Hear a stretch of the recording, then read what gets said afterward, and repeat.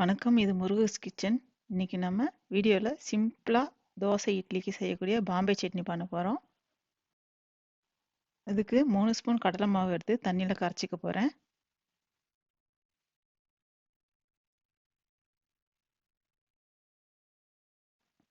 First இந்த மாவில் 1 cup தண்ணி ஊற்றி கட்டி இல்லாமல் கரைச்சி வச்சுக்கலாம்.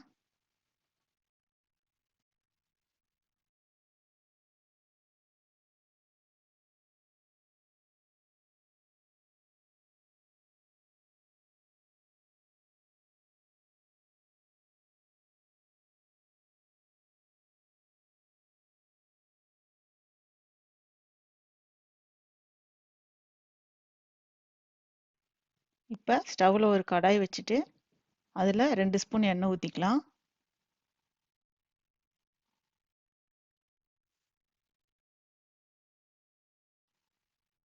இதில் 1/2 ஸ்பூன் கடுகு போட்டுக்கலாம்.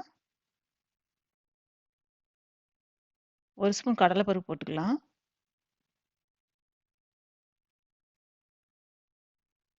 இதை லைட்டாக கிண்டி விட்டுக்கோங்க. இதில் பெரிய சைஸ் வெங்காயம் 1 கட் பண்ணி போட்டுக்கிறேன். சின்னதாக இருந்தால் நீங்கள் 2 போட்டுக்கோங்க. இப்போ நல்லா வதக்கி விட்டுக்கோங்க அதை.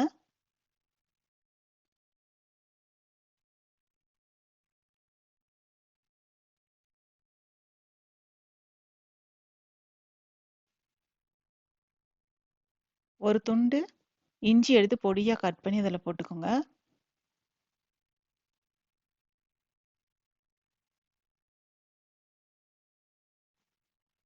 நாலு பச்சை மிளகா எடுத்து நீளமானி கட் பண்ணி வச்சுருக்கேன். இதையும் இதில் போட்டுக்கிறேன். நான் 4 போடுறேன். உங்களுக்கு காரத்துக்கு ஏற்ற மாதிரி நீங்கள் போட்டுக்கோங்க. இதையெல்லாம் சேர்த்து கிண்டி விட்டுக்கோங்க.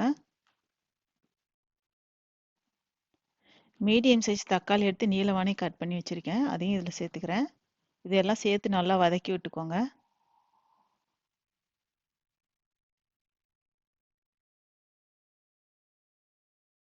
இதில் 1/2 ஸ்பூன் பெருங்காயம் போட்டுக்கிறேன்.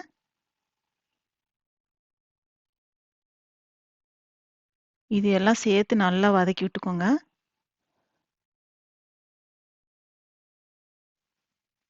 மஞ்சத்தூள் 1/2 டீஸ்பூன் போட்டுக்கிறேன்.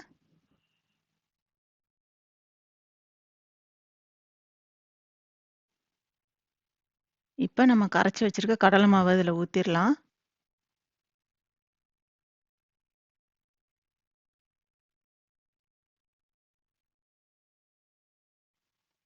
ஃபஸ்ட்டே 1 கப்பு தண்ணி ஊற்றி மாவு கரைச்சி வச்சுருக்கோம். இப்போ 2 கப்பு ஊற்றிடலாம் அதில். இது நல்லா திக்காக வரும். தண்ணி நல்லா ஊற்றிக்கோங்க.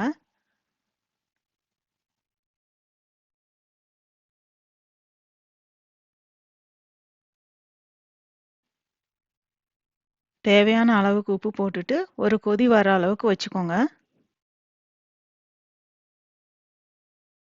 இப்போ நல்லா ஒரு கொதி வந்துருச்சு. பச்சை வாசனையும் போயிடுச்சு.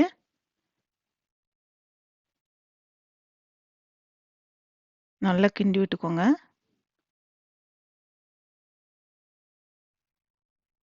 இப்போ இதில் கொத்தமல்லி தூவிட்டு இறக்கிடலாம். அவ்வளோதான், ரெடி ஆயிடுச்சு.